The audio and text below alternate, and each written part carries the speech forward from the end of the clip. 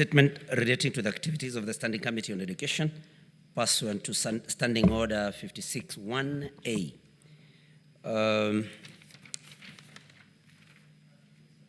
Mr. Speaker, sir, I raise pursuant to Standing Order 56-1A to make a statement relating to a matter for which the Committee on Education is responsible.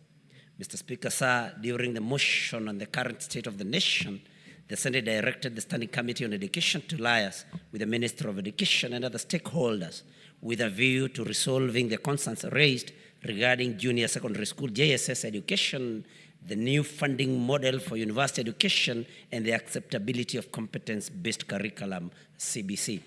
Mr. Speaker, sir, the new university funding model was launched in 2023 following the recommendation of the Presidential Working Party on Education Reforms, PWPER. It seeks to address challenges encountered by public universities and technical and vocational education institutions due to massive enrollment and inadequate funding.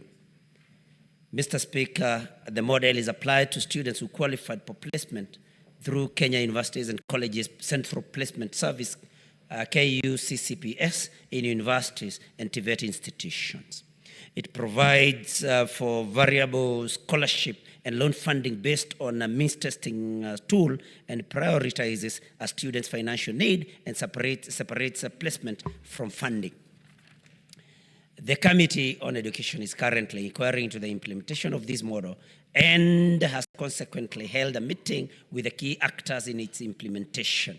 These actors include A, Universities Fund, UF, that grants scholarships to students.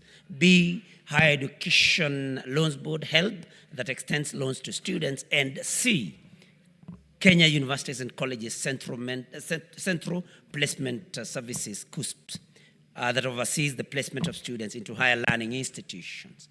During the meeting with the aforementioned stakeholders, the committee made preliminary observations on different challenges facing the implementation of the model and requested the Minister of Education to expeditiously address them.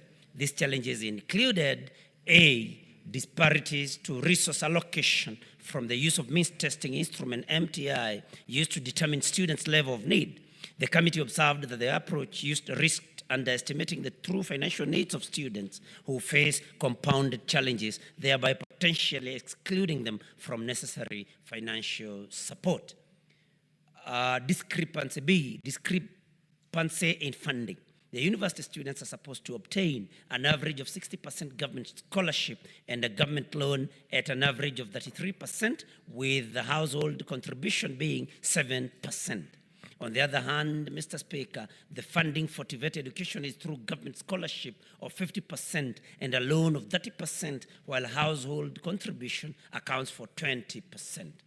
This policy on enhancing technical and vocational training to equip the youth with relevant skills for the 21st century. C, financial ambiguities and debt crisis in universities. Whereas the funding streams for universities include student financing, research funding, capital infrastructure grants, and free for service activities like consultancy, there are concerns that universities may face ambiguous financial allocations, potentially leading to reduced funding. And D, data protection. The committee raised concerns about the legality of obtaining information on applicants from various government agencies.